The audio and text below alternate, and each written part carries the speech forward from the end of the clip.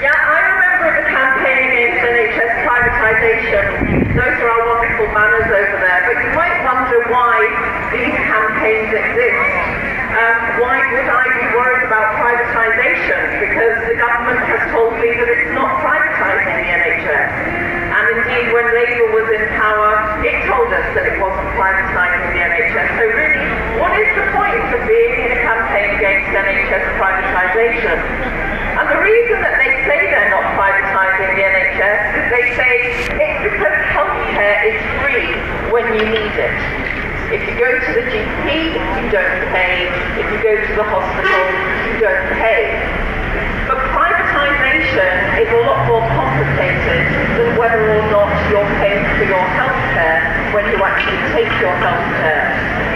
If you look at hospital services and community services like district nurses, health visitors, therapists, etc., up until the last few years, those services were always provided by NHS staff in NHS organisations. Now, increasingly, those services are provided by private companies and their private employees. And the privatisation of those services is not only increasing, but the privatisation is accelerating. So we now spend half as much again on privately provided hospital and community services as we spent just 4 years ago. And one recent report published a couple of weeks ago based on some academic research found that there are around 53,000 contracts between the NHS and private providers of healthcare services. Every single one of those contracts has to be negotiated and monitored. I'll just give you a couple of examples. If you live in southwest Surrey or northwest Surrey, all of your community services, including 7 community hospitals, will be provided to you by Richard Branson's Virgin. You won't necessarily know that because they're not putting Virgin all over their services, they're still using the old NHS name. And that contract is worth £500 million over 5 years, and in fact Virgin has about £1 billion worth of contracts from the NHS. A district general hospital, Hinchingbrook, over in Cambridge, was contracted out in 2010 to be run by a private company which was at that time directed by a former investment banker. That contract collapsed. And at the moment, cancer services in Staffordshire have gone out to competitive tendering. And of course, we know that this privatisation of healthcare services is on top of all the other kinds of privatisation going on in the NHS. We know that cleaning and catering has been privatised for many years. We know that laundry work is privatised. Locally, Interserve provides the food that you are lucky enough to eat in our hospitals. And our non-emergency patient transport, so that's the ambulances that take people to and from their hospitals on a non-urgent basis, that service is provided by Arriva, as in Arriva buses.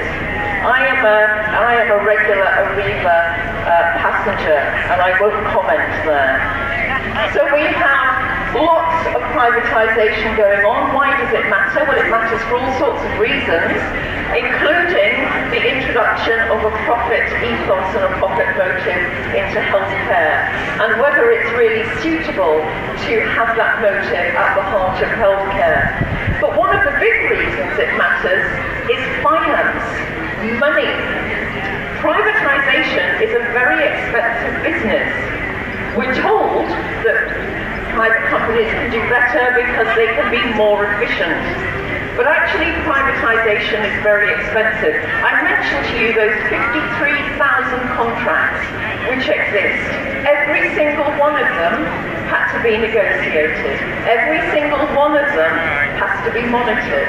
Every single one of them has to have a complex invoicing system. Every single one of them is going to involve lawyers on hand in case there are disputes, accountants, and all of the rest of it. So privatisation is very expensive because you organise privatisation through the contracting process and through competitive market processes.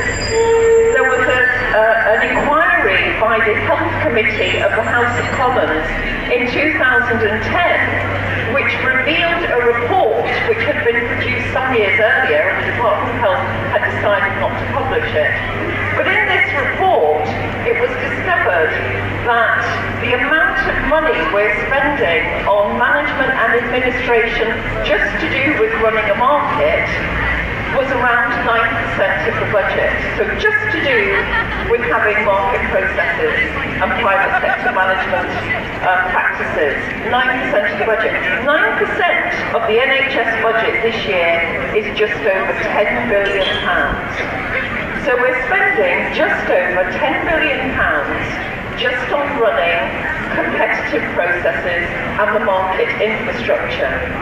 Now locally, we are being told that we have a financial shortfall in the NHS, and the financial shortfall in the NHS is one of the major reasons that local people are being told we are going to lose 500 hospital beds. So in Leicester, we have been told we are going to lose 500 hospital beds, and one of the main reasons for that is the funding shortage. Now what we have to ask ourselves is, would we like to spend that £10 billion on running commercial and competitive market processes, or would we like to spend it actually on patient care? And I think we know what the answer to that question is. So privatisation not only leads to a reduction in the wages and conditions of staff, not only leads to dubious quality in many cases and a new profit ethos, but it is also a very expensive way of running a healthcare system. What do we want to do with our money?